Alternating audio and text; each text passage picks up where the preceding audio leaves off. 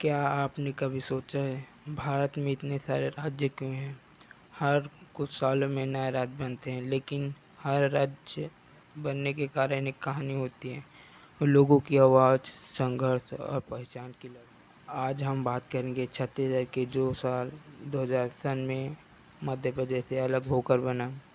लेकिन सवाल यह है कि आखिर क्यों अलग हुआ? क्या ये सिर्फ राजनीति थी या जनता की ज़रूरत? आइए समझते हैं इतिहास, कारण या सच के साथ। इसका इतिहास: पुराना भारत का नक्शा एमपी का बड़ा क्षेत्र है। रायपुर, बिलासपुर, बस्तर के दृश्य दिखते हैं। छत्तीसगढ़ का इतिहास बहुत पुराना है। यह इलाका पहले दक्षिण कोसर के नाम से जाना जाता था, जहाँ प्राचीन काल में अलग अलग जनजातियाँ और राजा राज करते थे। आज़ादी के बाद जब भारत में राज्य बनाए गए, तो भाषाओं और प्रशासनिक सुविधा के हिसाब से कई राज्यों को जोड़ा गया। तब छत्तीसगढ़ को मध्य प्रदेश से मिला दिया गया। लेकिन दिक्कत यह थी, मध्य प्रदेश बहुत विशाल हो गया था। भोपाल में बैठकर शासन चलाना, छत्तीसगढ़ के बस्तर या सरगुजा जैसे इलाकों तक पहुंचना नामुमकिन था। यानी राजधानी दूर थी पर समस्याएं पास थी। छत्तीसगढ़ भारत के सबसे अमीर इलाकों में से एक है। यहाँ कोयला, लोहा, बॉक्साइट, पानी, जंगल सब कुछ है। लेकिन ये अमीरी सिर्फ कागज़ पर थी। असली हालात: लोग गरीब, बेरोजगार और पिछड़े, क्योंकि संसाधन तो निकलते थे, लेकिन छत्तीसगढ़ से पर फ़ायदा जाता था भोपाल और दिल्ली तक। जनता का गुस्सा बढ़ने लगा। हमारे जंगलों से कोयला निकालो, हमारी ज़मीन से मुनाफा कमाओ, लेकिन हमें बिजली तक नहीं। यहीं से जन्म हुई अलग राज्य की मांग। इसमें हमारी संस्कृति, पहचान और छत्तीसगढ़ का एक अलग ही पहचान था, जिसमें लोक नृत्य, छत्तीसगढ़ी भाषा, त्योहार, तीजा, हरियाली, बस्तर इत्यादि, दशहरा मनाए जाते थे। छत्तीसगढ़ की अपनी बोली, पहनावा, संगीत, त्योहार और परंपरा हैं।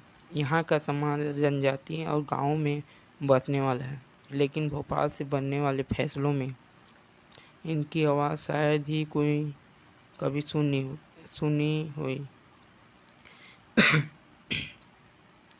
लोग कहते हैं हमारी संस्कृति मिटाई जा रही है, हमारी पहचान सिर्फ आंकड़ों में रह गई है। लेकिन जब तक कोई बोलेगा हम अलग राज्य चाहते हैं, तब वो सिर्फ राजनीतिक नहीं था, वह एक पहचान की प्रकार थी। आंदोलन और संघर्ष: पुराने आंदोलन के फोटो, झंडे, नारे इत्यादि हमें देखने को पहले के ही में मिलते हैं। 1970 से लेकर 1990 तक अलग छत्तीसगढ़ राज्य की मांग तेज होती गई। छत्तीसगढ़ राज्य संगठनों, छात्र यूनियनों और सामाजिक कार्यकर्ताओं ने धरने प्रदर्शन शुरू किए। यहाँ आंदोलन राजनीतिक रंग भी लेने लगा।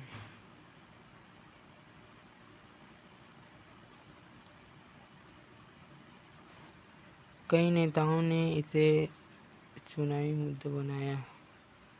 आखिरकार 2000 में केंद्र सरकार ने 3 नए राज्य बनाने का ऐलान किया। कई नेताओं ने इसे चुनावी मुद्दा बनाया। आखिरकार 2000 में केंद्र सरकार ने 3 नए राज्य बनाने का ऐलान किया। झारखंड, उत्तरांचल अब उत्तराखंड है, और छत्तीसगढ़। और इस तरह 1 नवंबर 2000 को छत्तीसगढ़ भारत का 26वां राज्य बना। राजधानी बनी रायपुर। लोग के चेहरों पर उम्मीद थी, अब शायद हमारा राज, हमारे लोग सच हो जाएगा। अलग राज्य बनने के बाद अनेक ऑफिस, सड़कें, किसान, उद्योग, इस पे बढ़ावा दिया गया, जिससे विकास होता रहा है, लेकिन अभी तक नहीं हो पा रहा है। राज्य बनने के बाद कुछ चीज़ें बदली, नए राजधानी, नए मंत्रालय और धीरे धीरे विकास की योजनाएं शुरू हुई। बिजली उत्पादन बढ़ा, सड़कें बनी, स्कूल कॉलेजें खुले। लेकिन अभी भी सवाल यह है कि क्या आम लोगों का जीवन बेहतर हुआ? क्यों छत्तीसगढ़ आज भी कई हिस्सों में गरीबी, नक्सलवाद और बेरोजगारी से हैं? क्या वो अपने सपने जो साल 2000 में देखे थे आज पूरे हुए? नहीं। एक किसान खेत में एक बच्चा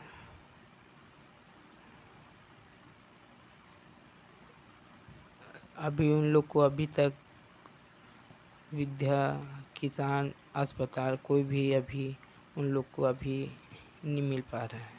पर असली जीत तब होगी जब यहाँ के हर नागरिकों को शिक्षा, रोजगार और न्याय बराबर मिले। किन्हीं किन्हीं जगह स्कूल, हॉस्पिटल, अनेक सुविधाएं प्राप्त नहीं हो पा रही हैं।